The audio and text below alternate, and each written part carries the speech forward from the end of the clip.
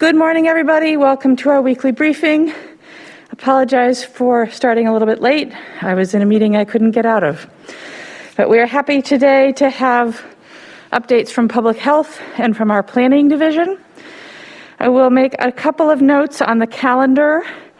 Next week is both National Park Week and Volunteer Appreciation Week. Perhaps a great chance to get out and volunteer in our parks. We will start, as always, with an update from Public Health. I'd like to bring up Janelle Heinrich, who's the Director of Public Health Madison Dane County.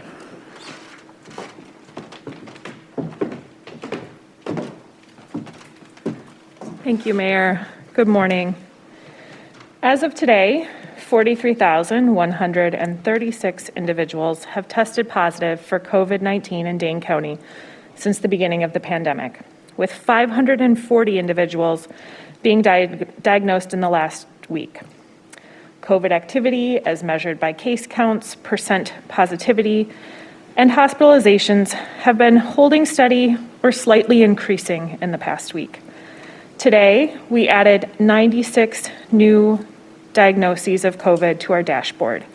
Our 14-day average is now 75.4 cases per day, up from 59.6 last week. Percent positivity is 1.3%. Excluding testing from the university, the 7-day average is 3.2%, which is also slightly increasing. Fortunately, hospitalizations still remain stable for the most part.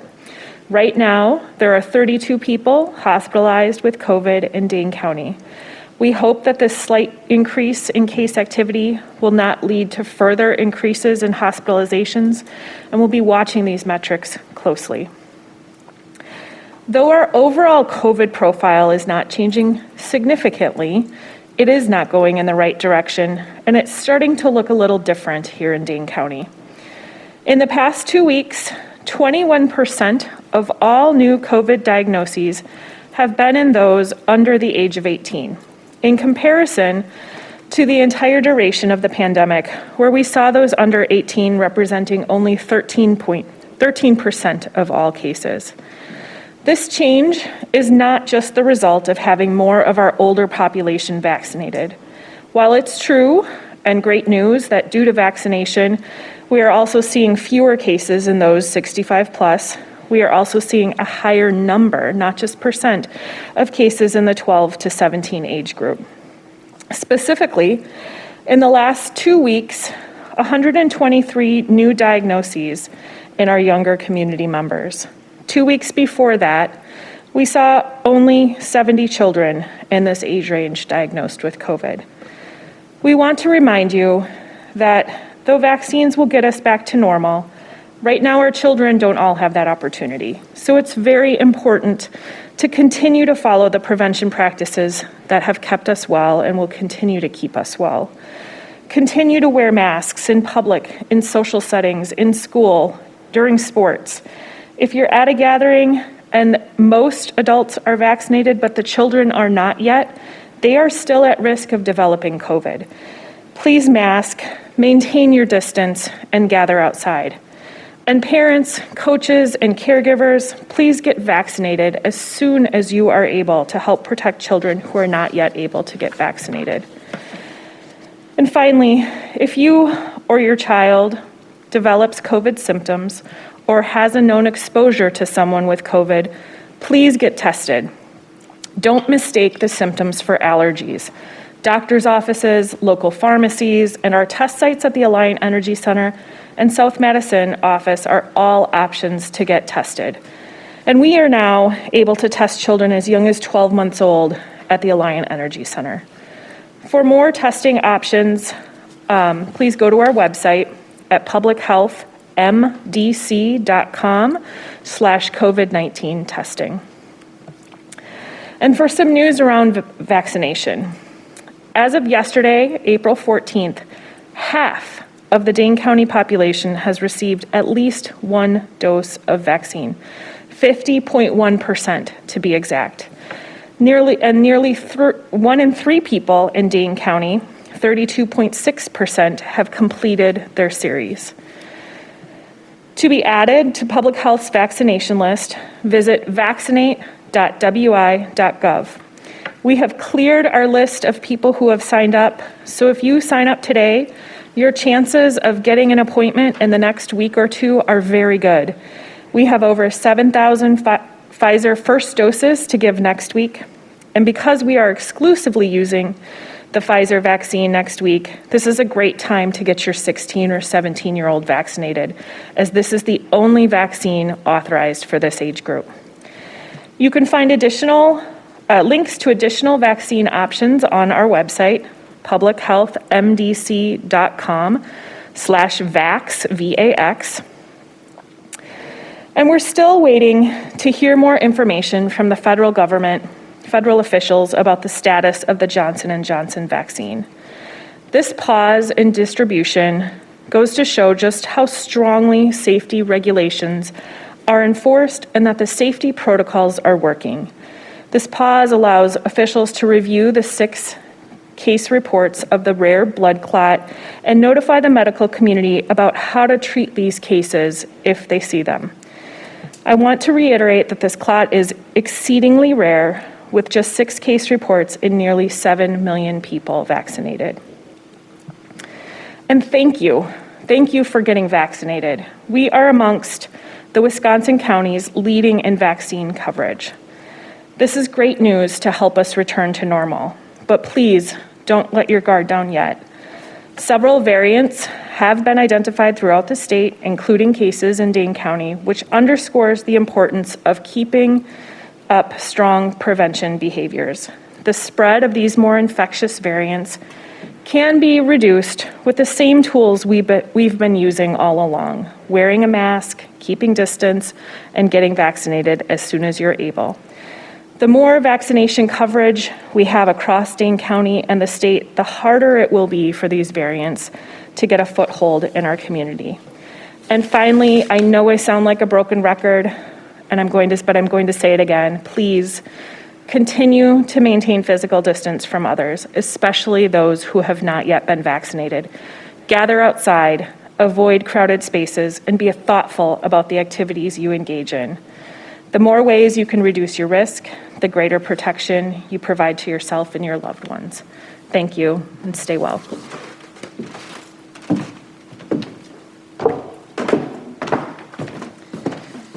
Thank you, Janelle. Vaccinate.wi.gov. Let's get it done. I'm delighted to hear that we're at the 50% mark here in Dane County, but we need to be at 80 or 90%. So we got a long way to go. I appreciate everybody helping us get there. Next, we're going to hear from our city planning staff on 2 area plans, the South Madison plan and the Odana area plan. And we'll start with Angela on the South Madison plan.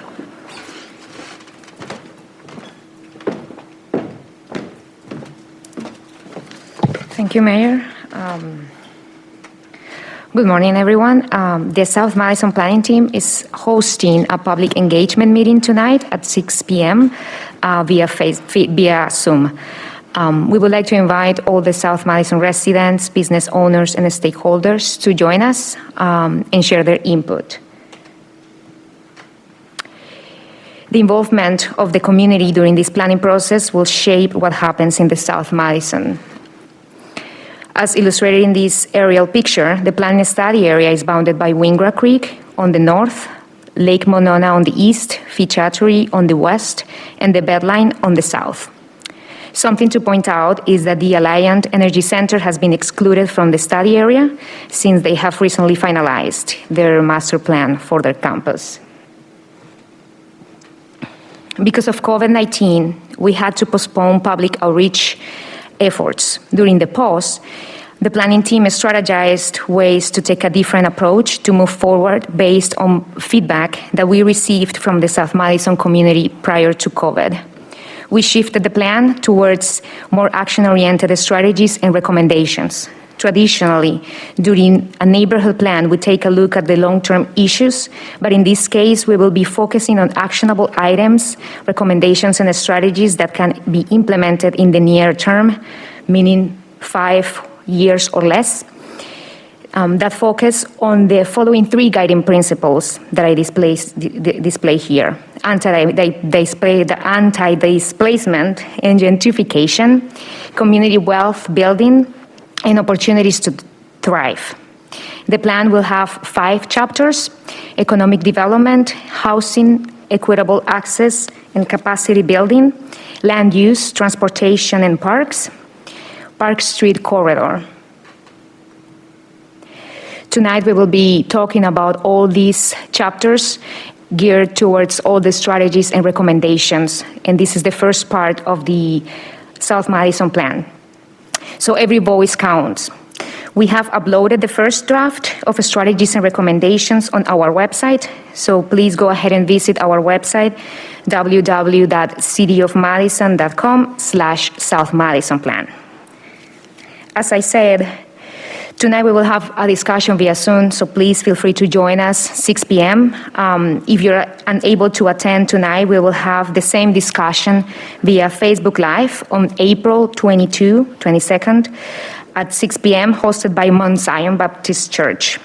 If you know about someone who would like to participate during a meeting in Spanish, we will be hosting a meeting with Wisconsin Latino Chamber of Commerce on Monday, April 19th, 4 p.m., entirely in Spanish, and we will have the same content. So thank you so much, and I hope to hear from the South Madison community.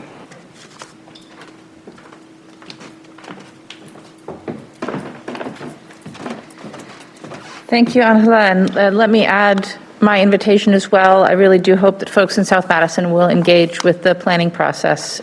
Staff have put a lot of work in listening to folks in the community and drafting this plan, so we're hoping to get your feedback. And now we'll hear from Ben on the Odana area plan.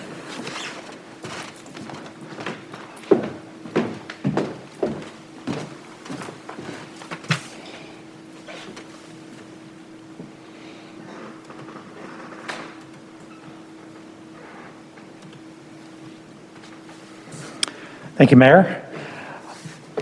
So the Odana area plan is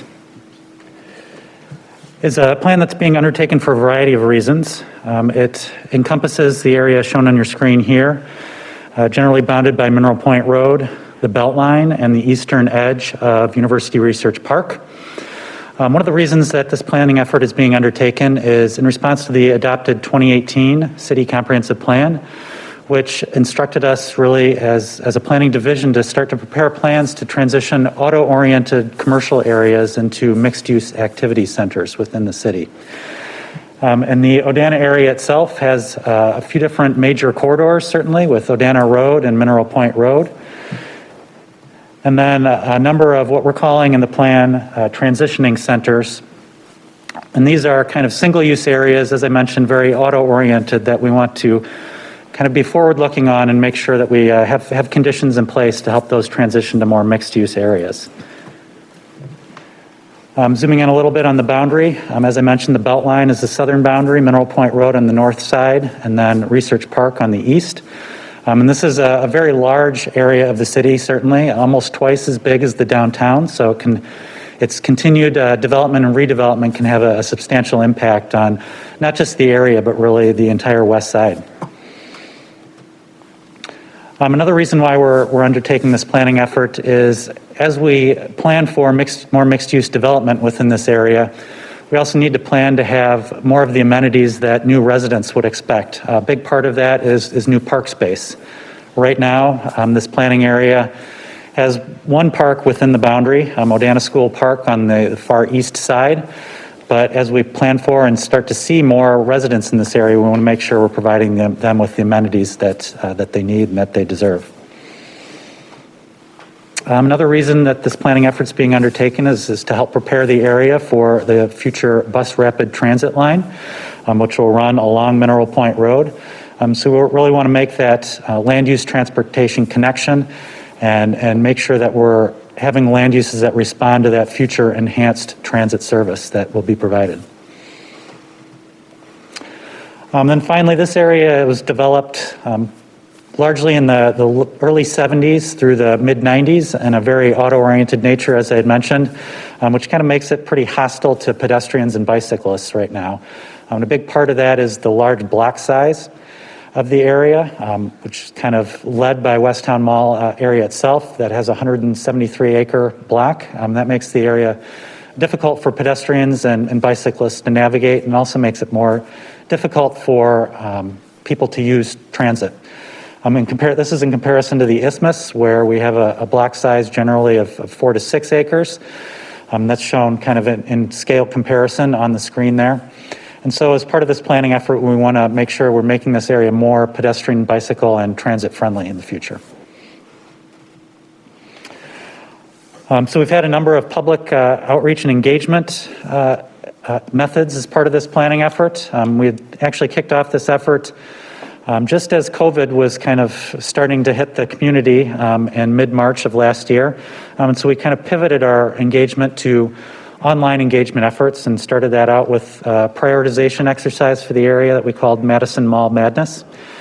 Moved on to a Zoom engagement series that we had late last spring, early last summer, that attracted about 440 participants.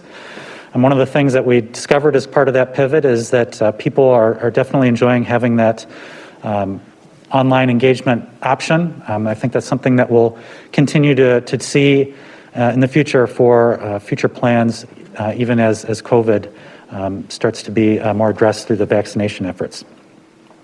We've also had focus groups with business owners and landowners, focus groups with chambers of commerce, some online interactive mapping exercises for folks to participate in, and then a second round of engagement through Zoom meetings.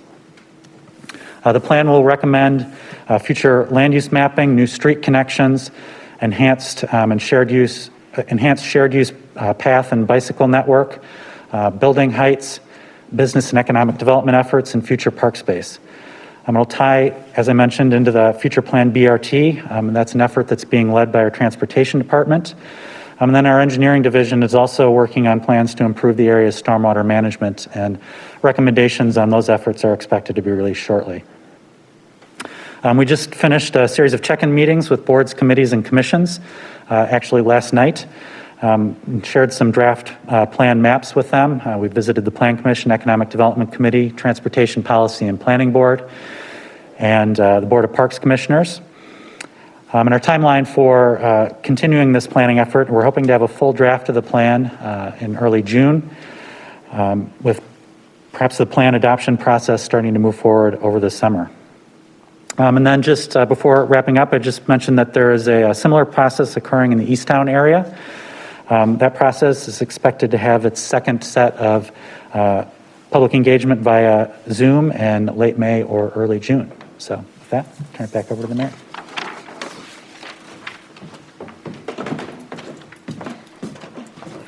Thank you. And just to note, there is a project website there if folks want to check out the plan. And our planning division website has lots of information about our neighborhood and area plans overall. Encourage you to look and see what's up in your neighborhood.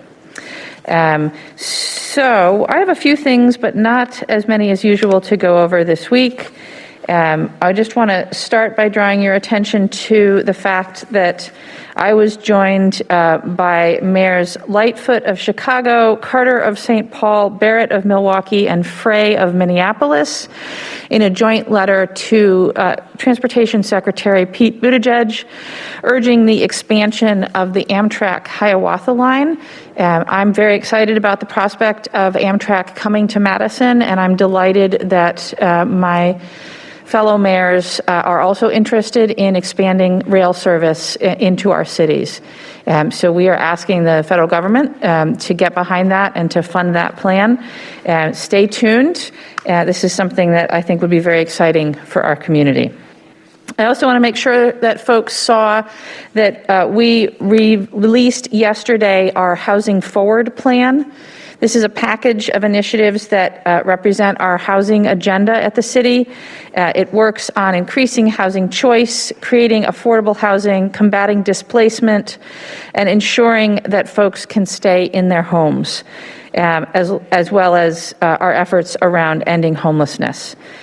So this includes work that we are doing now and work that we are planning for the next months to come, and really frames up what's necessary to achieve our housing goals. When I came into office, I promised that we would use every tool in the toolbox to address the housing crisis, and this plan, I think, outlines that work. It is hopefully going to be pushing us in the right direction around our housing market. We are facing historic challenges in terms of the affordability of housing in Madison, and we need to meet both the acute, immediate needs that were caused in part by the pandemic, but we also need to be addressing the long-term issues that our community faces. We need to add new housing units, and we need to build more affordable housing, and this plan focuses on both aspects. So I hope you will check that out on the city's website. Visit the mayor's office. We'll have more information up about that there. And then, as I always do, I want to just highlight some community resources that are available to help you and your family. First of all, the United Way's 211 can help you identify emergency food options or connect you to many, many other support services in our community. You can call 211 or text your zip code to 898-211. The city also offers financial navigators to help if you have issues related to the COVID-19 pandemic. You can find out more at cityofmadison.com/financial hotline or call 608-315-5151 for more information. The city's housing helpline is available to you if you're homeless or in danger of losing housing. That is 608-264-0549 or email housinginfo@cityofmadison.com. If you need help with internet service or phone service, you can call the State Public Service Commission at 608-267-3595. If you need help finding childcare, call 608-216-7022. The healthcare.gov marketplace is still open if you need health insurance. I encourage you to visit that marketplace, healthcare.gov. If you need help navigating it, call 211 or visit wiscovered.com. That's WIScovered.com for more information. If you need help paying your premiums through the healthcare.gov marketplace, call 211 or visit unitedwaydanecounty.org/healthconnect for more information about financial support for health insurance. And if you need help accessing all of these resources via computer, please call your local library at 608-266-6300. We have multiple libraries who are offering appointments for library computers to help folks get online if they need to. These resources and more are posted at cityofmadison.com. Click on the community resources link. You can also visit and subscribe to my blog at cityofmadison.com/mayor/blog. We regularly post about resources and happenings around the city that you might be interested in. Finally, in the resource section, vaccinate.wi.gov. Do not forget to sign up if you have not yet gotten vaccinated. All right, looking forward to the schedule this next week. A couple of things happening. Thursday, the 15th, that's today, at 4 p.m., the Monona Terrace Community and Convention Center Board will meet. At 5 p.m., the Equal Opportunities Commission will meet. Also at 5, the Zoning Board of Appeals. Also at 5, the Traffic Calming Subcommittee. Also at 5, the Police Civilian Oversight Board. And also at 5, the Landlord and Tenant Issues Committee. Lots of things going on at 5 o'clock today. At 5:30, the Downtown Coordinating Committee will meet. On Monday, the 19th, at 5 p.m., the Landmarks Commission will meet. Also at 5 p.m., the Transportation Policy and Planning Board will meet. Tuesday, the 20th, at noon, We will have the ceremony for the new Common Council, recognizing the outgoing alders and swearing in the new council. That's at noon. And then at 6:30 on Tuesday, we'll have the regular council meeting. On Wednesday, the 21st, at 4:30 p.m., the Board of Public Works will meet, and at 5:30 p.m., the Alcohol License Review Committee will meet. On April 22nd, it is Earth Day. I hope that you get outside and celebrate Earth Day. And then on April 23rd, it is Arbor Day. So thank a tree, hug a tree, plant a tree, celebrate our trees in the city of Madison. And that's what I got for this week, folks. We are happy to take questions if we have any. We do not have questions today, Mayor. No questions this week, so thanks everybody for tuning in. We will see you next week.